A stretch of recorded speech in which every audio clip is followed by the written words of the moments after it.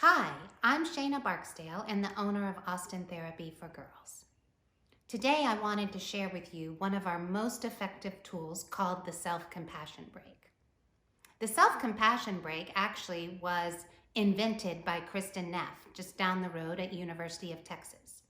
However, I learned about the self-compassion break through the work of Brene Brown. I have been using the work of Brene Brown since I started Austin Therapy for Girls in 2009. One of our goals at Austin Therapy for Girls is to bring Brene's and Kristen's work into the families of girls struggling with depression and anxiety.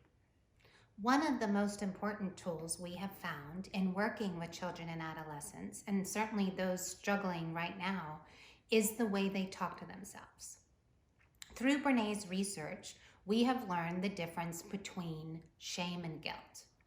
So from our BOLD curriculum, I'm going to read you really quickly the definition of shame. And again, this is the way you might talk to yourself. Shame is the intensely painful feeling or experience of believing that we are flawed and therefore unworthy of love and belonging. That's a pretty negative feeling.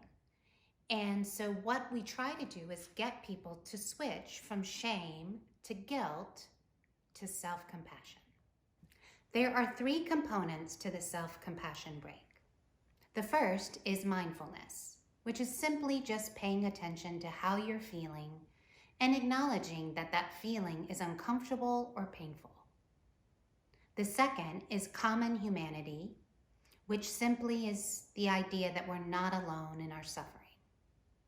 And the third is self-kindness, talking to yourself like you would a friend or somebody you love, really understanding what you need to hear in that moment. So the first thing that we're going to do is actually learn a physical representation of comfort, okay? And you might want to pause the video and practice some of these. So the first one that I really love is just kind of grasping my hands together. The cool thing about this one is you can really do it anywhere and no one really knows what you're doing. As you grasp your hands together, you will start to feel that warmth in the middle of your hands, and that provides comfort. Another one might be a hug to yourself, or maybe hands on the heart, or anything that feels comforting to you. So once you find the best fit for you, we will begin the self-compassion break. So the first thing we need for the self-compassion break is to bring up something upsetting or annoying, a situation, a conversation that you've had, a text that you received, a meme that you saw that you thought was offensive, and just bring that up into your mind. And the first piece is the mindfulness piece. So again, I suggest that you go ahead and close your eyes and again, find that physical representation of comfort. The mindfulness piece is simply acknowledging the feeling. I am sad. I am annoyed. I'm angry. I'm feeling like not enough. I'm feeling shame. Just acknowledging that feeling and that this is a moment of suffering, or this is really hard, or I don't like this feeling, or even this sucks. The second piece is common humanity, understanding that you're not alone in feeling this way. Everyone feels sad. Everyone feels annoyed. I'm not alone in feeling this feeling.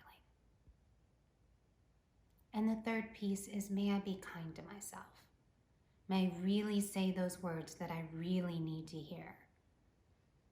Maybe if you're feeling anxious, maybe you need to hear some reassurance.